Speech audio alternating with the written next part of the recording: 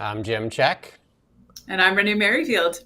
We're here with Beyond the Ballot with Now Media Group. So, lots, so much election 2025. It's obviously the big thing on most people's minds. But we'll just start in BC. Supposedly, the carbon tax is gone today, April 1st, and that's not a It joke. is. Carbon tax is actually gone.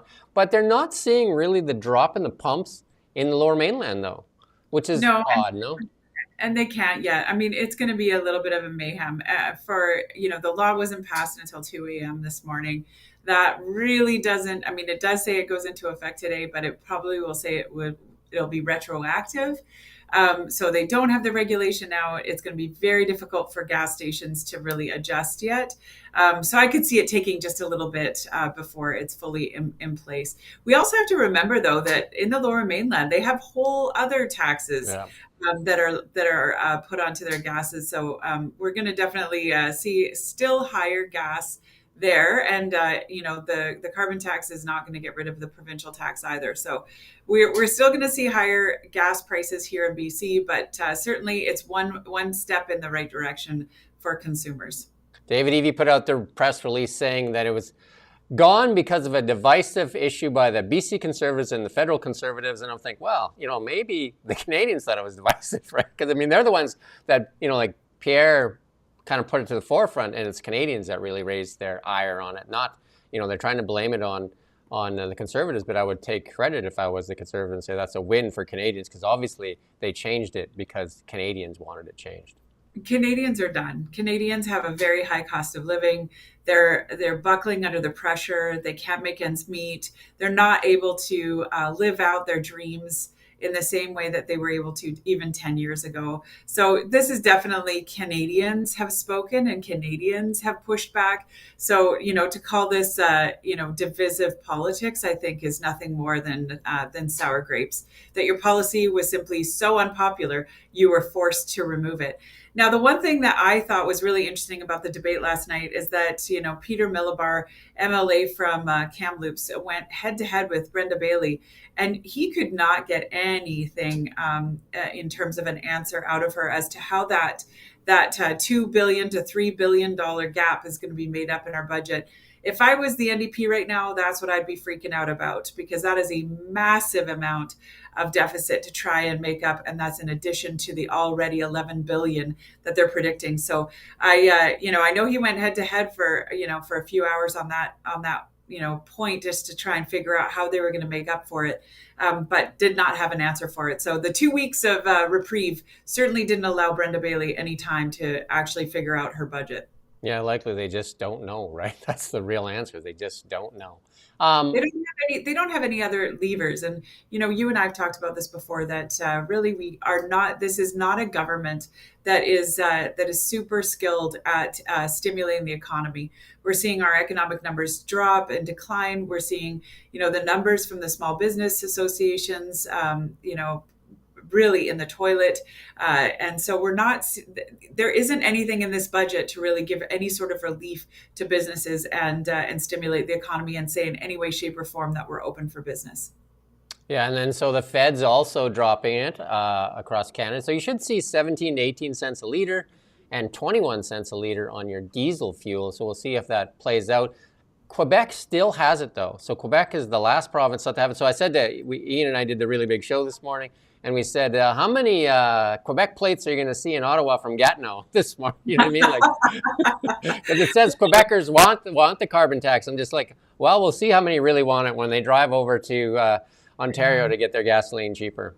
Yeah, I don't see that remaining very long. That's for sure. Yeah, That's for sure. so election 2025, the big news, I guess, is the Paul Chang thing that happened, where Paul Chang had made those comments about turning over a Conservative MP to the Hong Kong police for bounty. And then, there was pressure for the Conservative Party to get him to resign. And then Mark Carney stuck up for him and then said that, he apologized and that's that. And then he'd staying in there. And now, since then, there's a police investigation open and Paul Chang resigned.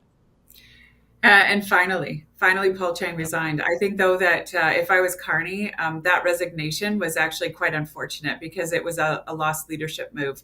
And what this really showed to Canadians is that Carney is not going to stand up to China. He has not stood up to China on the tariffs. There has not been one murmur of retaliatory tariffs with respect to what China has labored on onto Canada. So, he has not stood up on tariffs. He has not stood up with respect to his own MP candidate, and I think this speaks very, very poorly to his leadership and to his leadership on this issue. The other thing that that he went off about was his conversation with Trump and how great that conversation was. It resulted in absolutely nothing. I don't know what kind of conversation he had, but there is absolutely no change to what Trump is doing as of tomorrow. So for me, it doesn't bode very well for strength or for leadership or for someone who's trying to win the hearts of Canadians. I thought that Pierre did a great job of really capitalizing on that moment by saying, if he's not going to stand up to China, is he really going to stand up for Canadians at all? And I think that's very apropos. The other news that came out that I think we all should have pause about is that Carney's $250 million loan from Beijing to Brookfield just in January, I think is very concerning and could give a reason for why he is not pursuing China in a more aggressive fashion. Yeah, he's had recent trips there as well, and there is some ties there. And it seems like even the Trudeau Liberals had, like there was a bunch of, the Hong Kong police station or the Chinese police stations, the Wuhan lab link with Winnipeg, and then this election interference stuff. There seems to be that there's a lot of Chinese meddling, and they seem to be a little softer on China than they are on India, because on India they seem to go, like completely in a different direction. Yeah, and this was what Trump was concerned about. I mean, Trump talked a lot about national security, a lot about China infiltration into Canada. And Steve Bannon has also echoed those same concerns. I think we need to really wake up. I think that we as Canadians have allowed a lot of infiltration from China, and I think that this was just one example of them trying to influence our election. And I think that we need to take note. This is one of the reasons that our neighbors are upset with us, and for Carney to take such a passive stance. I think, and all day yesterday, what was it? 6 times he was asked by this, in one press conference, if he still supported his candidate. For 6 times, him to stand up and say, "Yes, I absolutely do. This is a teachable moment. This is what we are, here for." I think showed a complete lack of leadership, and I think a really dangerous, dangerous message for Canadians. Yeah, I just think that he really kind of missed a moment there where he could have, forced that resignation. And instead, he stuck up for him, and this. Even CBC had a really went at him for it and said that this was a really bad moment in his leadership, and then it really kind of blows up in his face when the police investigation starts, and then Paul Chang himself resigns, right? Yeah, that was just weak leadership all the way around. I can't imagine what political advisor was telling Carney not to take swift action, but in an election you just don't have time. Now all anyone's going to be talking about is the story that took days to actually unfold, rather than a swift action. You saw in Toronto one of Pierre's candidates, being accused of treasonous behavior by calling on a comedy show for the hanging of Trudeau. Immediately removed. There wasn't even a question. It came up once, it was done, and you're not going to hear of it again. So I think Yeah, I thought that's leadership, and that's how you take care of those election issues. that was really good, actually. Yeah. What was really in that same press conference yesterday, what was really, really telling for me, and I know that you and I've gone back and forth on Carney and is Carney genuine in what he's saying about the energy sector and about how he wants to stimulate the energy sector. Yesterday was his first tell in that he outright refused to repeal Bill C-69, which is the anti-pipeline bill. Without repealing that bill, we're not going to see pipelines built. So he is completely disingenuous when he says that he wants to stimulate our energy sector. I think this was his first tell where it was like, this is just going to be more of the same, and maybe his values book is more earnest than what he's saying right now on the campaign trail. Yeah, so Pierre Poilievre seemed to be dropping a policy almost every day, and Mark Carney not so much, right? So there's a lot of policies that Pierre's dropped, and one of them I thought was really, really good was the reinvestment tax credit. Like that seems like, or the capital gains one. That is a game changer. What it does is it signals to companies to keep their money here. It's going to take less money for the actual for taxation. So it's going to be a bigger boon to companies that are reinvesting in Canada. I think this is a huge move and a promise that if it's successful in stimulating our economy and getting investment dollars back into Canada, that it will continue to 2026. I actually was talking with some business people that are both Canadian and U.S. and they were saying this is with this policy that would absolutely be a reason for them to keep their money in Canada and to see it go farther and faster. So I think this is a huge move. I think that if this is in earnest, it will be a game changer for Canada's economy in the short term, but also in the long term because Pierre promised to make it permanent if it's successful. Yeah, I mean, for me, it's one reason for sure that this is definitely advantageous because a lot of people are sitting on capital gains and are kind of like reluctant to kind of like crystallize them or sell something because they got to pay that capital gains. But if you can move it from one property to the other property or to in stocks and stuff like that, wow, what a boom, right? Like it would just, I think it would be like he says it's rocket fuel. And I would agree as an accountant, I would say that this is absolutely rocket fuel. Jim, I think it even goes farther than that. I think that it's not just companies sitting on or people sitting on capital gains that they don't want to declare in terms of crystallizing them and selling their asset. I think it's even farther than that. I think they've already done it. They've taken their money, they've pushed it into the U.S. or they pushed it into Europe. You know, I met with another developer out of Toronto just in January, and they were saying that they're going global. They're not looking at the U.S. They're absolutely looking at new projects in the EU. We're seeing companies taking their money out and redeploying it. This would give them incentive to stay here, an incentive to actually reinvest in the Canadian economy. I think it's brilliant, and I think it's long overdue. I think that's what Canada. When you say long overdue, the U.S. already has these things. The Yeah. U.S. already has 15 mechanisms that people and that businesses can use to lessen the taxation and redeploy their money back into the U.S. So I think that this actually is going to allow us to catch up with countries that have already done this. We're shooting a movie here today, and Rommel, if you could just ask them to move their noise to the further down the hall for now, that would be greatly appreciated. Just they need to move out of here for right now, right? Because it's just it's really hard to concentrate. But we are shooting a movie here today. But yeah, but yeah, lots of good policies. The other one that I thought is the TFSA. I thought that was great because that was one of the things that the Harper government brought in to TFSA, and I think it's one of the greatest things, especially for youth. They can open a TFSA and it's a tax-free savings account, and in there they can invest in stocks and interest-bearing items. It's such a great thing, and then allowing that top up, and then with tools like Wealth Simple now, kids can actually choose. Young people can choose between buying a $9 sugar coffee or buying some cheap stock, like not cheap stock, but a fractional stock, I should say. They can buy $9 worth of Lululemon or whatever other Canadian company they want to buy. They can actually go and buy that instead of buying something that's not good for them. Yeah, and youth are using these mechanisms. They're using the TFSA. They're using the first-time homebuyer RSP. They're trying anything because they're desperate. Yeah. Let's be honest. I saw the polling numbers for Carney that women were polling higher, and I just find that really difficult to believe. Not for me as a woman with reproductive rights, but for me as a woman who already has children. I know how much my 20-year-olds are struggling right now to see themselves in a future that we actually took for granted. One that allowed us to have children, allowed us to have a home as modest as it may be, or a townhouse, etc. They just don't see themselves getting into the market at all right now. Really difficult times for them. And for me as a mom, that's something that I'm really focused on is who has the best policies for the next generation. And so far I haven't seen anything from Carney that would make me think otherwise. His housing policy, and if we stay on the housing aspect, his housing policy came out.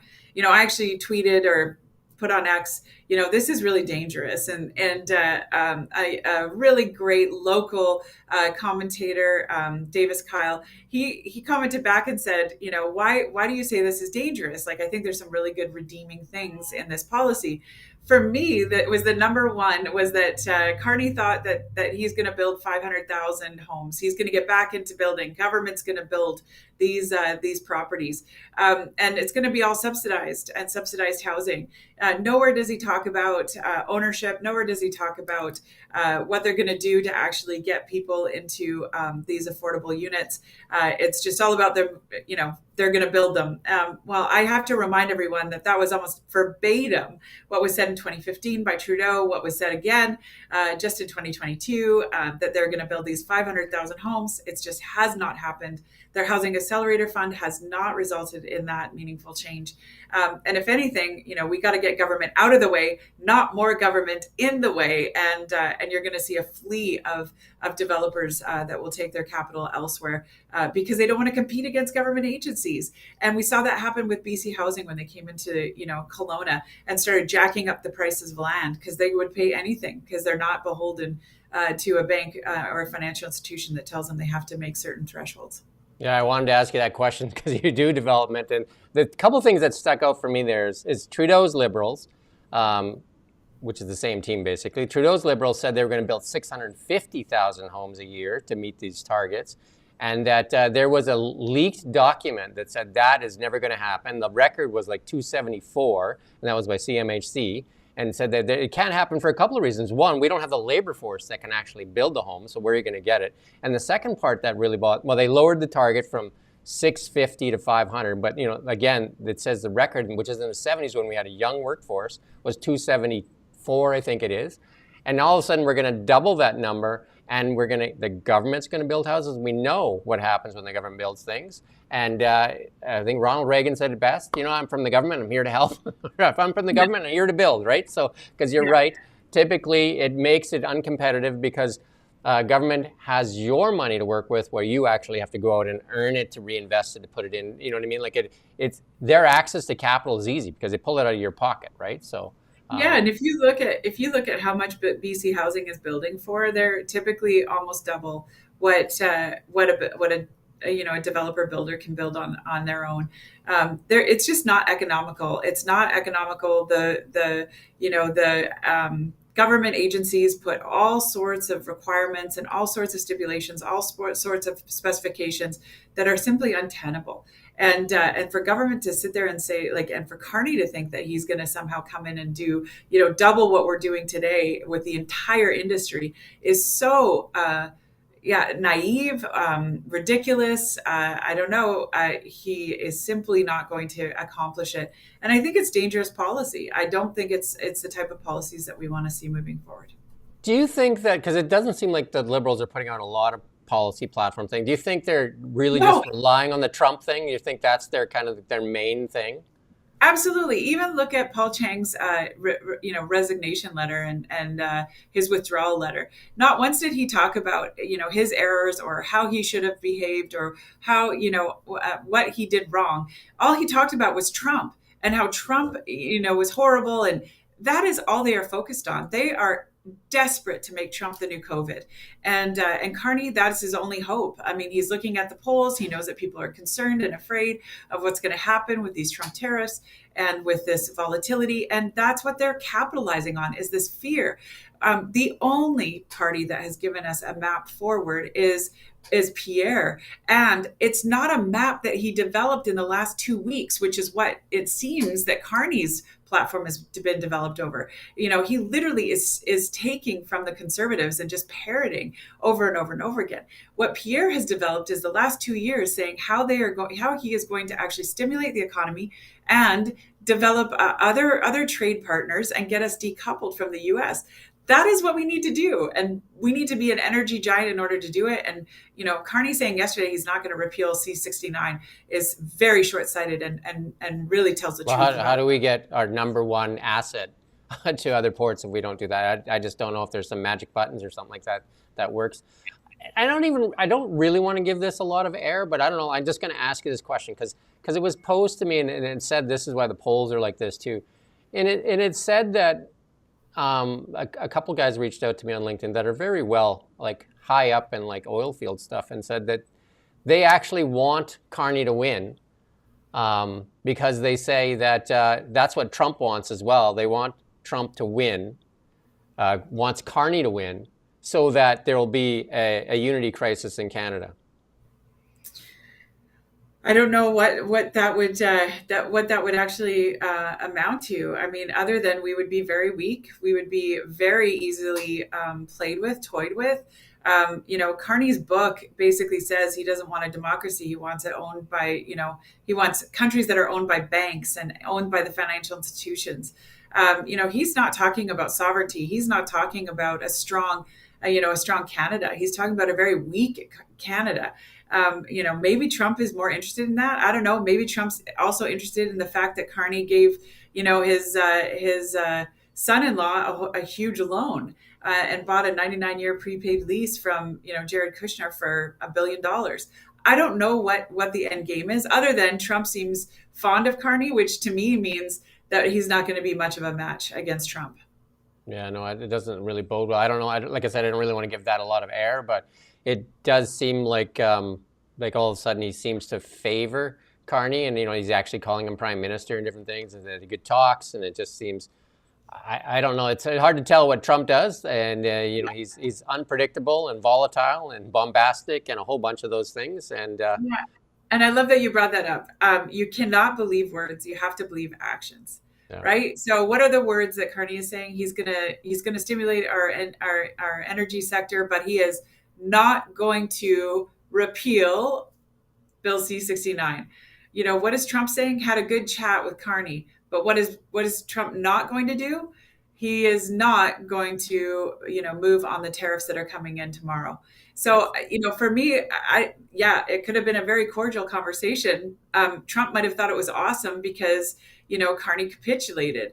The advisory company or consulting firm that Gerald Butts and Carney's wife all belong to basically said, yeah, there's going to be strong talk during the election, but Ottawa's going to capitulate afterwards. So, is that indeed what they see? Well, it certainly is for Carney. I would hope that we don't capitulate, but I hope that we get very strong outside of Trump. I don't think we need to fight him. I think we just need to match him by going outside of the US for our trade.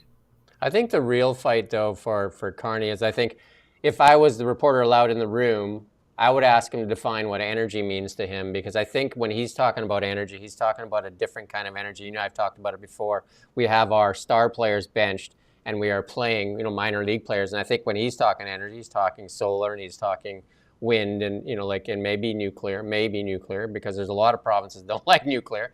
But I don't think he's talking LNG and oil and gas, and to the extent that like Pierre Poilievre would say in Unleash the Beast, right?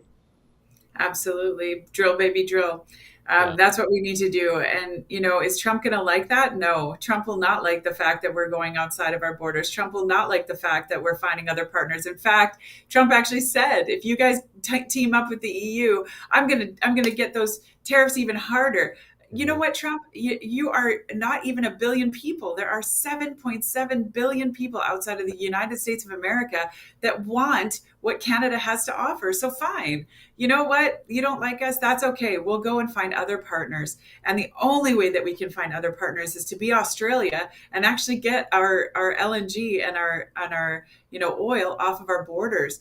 The other aspect to this, and I really hope I hear some of this with some of these candidates, and I have not heard this from Pierre's camp, and I have not heard this from Carney's camp, is we really need to fuel our manufacturing sector and stop just shipping off raw goods off of our borders, but really look at what is the value add. How do we really incentivize and grow that sector to a larger extent? And I don't think it just comes from creating a lot of manufacturing jobs. I think it also comes from incenting and accelerating technology, because I think in order for Canada to really increase our productivity numbers, we are going to have to utilize our robotics and our technology sector to really figure out how we can manufacture better, and how we can manufacture in a really, really cost efficient way.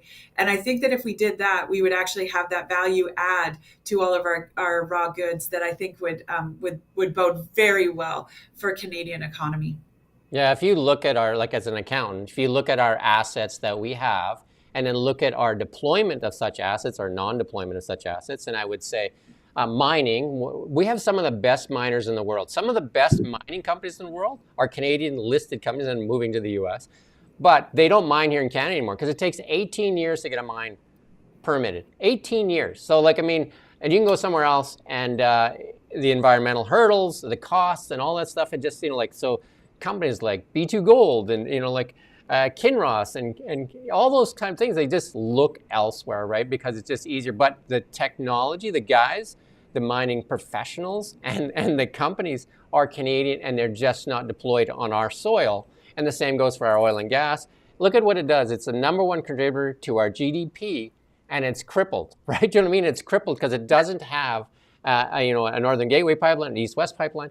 Western Canadian Select has been selling at a discount for how many years? Like forever, right? Because we have one customer and they say, well, that's the price you get, right? What is it? Typically a 30% discount, Western Canadian Yeah. Select to West Texas Intermediate, right? Yeah.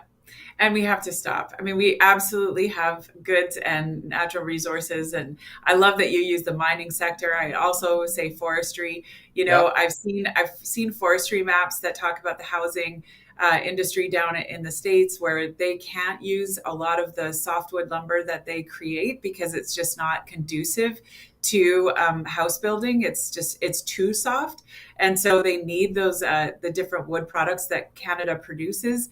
And right now, we can't even get it out of our borders. We Yeah. can't seem to harvest it. So I think that we're really looking at which candidate can lower our cost of living, get us better paying jobs, and really give us a vision forward for our economy and how, what is that going to look like? And so far, I don't hear Carney talking about any of those things. In fact, Carney almost is getting this a little bit chaotic feel about his campaign. I think largely because he's trying to be something he's not. It doesn't feel genuine. It doesn't feel true. He's really got to work on his facial expressions when he's being interviewed. He's got some really dismissive type of expression, and I think that that really I think you're going to start seeing some of that come out with just his lack or lack of credibility when it comes to really navigating some of these items. Yeah, I did interviews, lots of forestry interviews. And I did one with the vice president of AP Planers, Bruce Rose. And he said the problem is with forestry is that they'll show pictures like of Stanley Park. And actually, a lot of people in the Lower Mainland think you're cutting down trees in Stanley Park. You go look at those big, massive trees. They don't understand that the forests that we have out here in the Okanagan, interior BC, and north of BC are different types of trees and they need to be actively managed or else we have massive wildfires all the time. Agreed. We need a comprehensive forestry plan where we actually take the wildfire specialists. And, I had a privilege when I was at the MLA for Kelowna Mission to go into some of our forests and see where the fire had raged through, where they had been actively managed, and where they had not been. And there's literally a line of delineation where the fire did not burn all of the trees that were there because it had been selectively harvested, and where they had managed the undergrowth and the brush underneath, and it was absolutely uh, uh, unbelievable. And if I hadn't seen it with my own eyes, I wouldn't believe that there could literally be a line where the fire didn't go any further because it didn't have the fuels necessary. We need that all over our province because we're burning millions of hectares and we're producing massive amounts of carbon. We have one atmosphere. So if we're really concerned about climate change, then we need to get very, very concerned about how we manage our forests. And right now, we're letting them literally go up in flames. Yeah, when I interviewed David Eby in the provincial election, I talked to him about permitting, and I said permitting seems to be a problem. Many of the people are saying they can't get permits, even for burnt lumber. There was a documentary done out of Merritt and said there's burnt trees and they can't get permitting. And he said right then, he admitted, he said, you know what, Jim, we have a problem. But I don't think they're fixing the problem. That's the problem I see. The problem is I don't think they're fixing the problem. They are not fixing the problem. Look at the laws that they've brought in, virtually none, and even the ones that they brought in, that nothing has had anything relative to the forestry sector. They put a very junior minister. Ravi Parmar is basically a talking head for the NDP. He does not have any sort of level of sophistication, knowledge, acumen to understand forestry or to understand how that would actually go about happening. They have not put this as a priority on their list. And that's why Brenda Bailey sits in the Legislative Assembly last night until 2 a.m., not being able to give an answer for how we're actually going to fill that revenue gap. And they don't have an answer. They don't have any revenue. I mean, are they going to keep taxing us? 33 new and improved taxes from this NDP government in the 7 year, almost 8 years that they've been in power. We can't take anymore. I mean, it's crippling, and we can't be taxed any further. And maybe we'll end with this. And this is a story we're trying to work on. And maybe I'll ask you the question because you sat in government here in BC.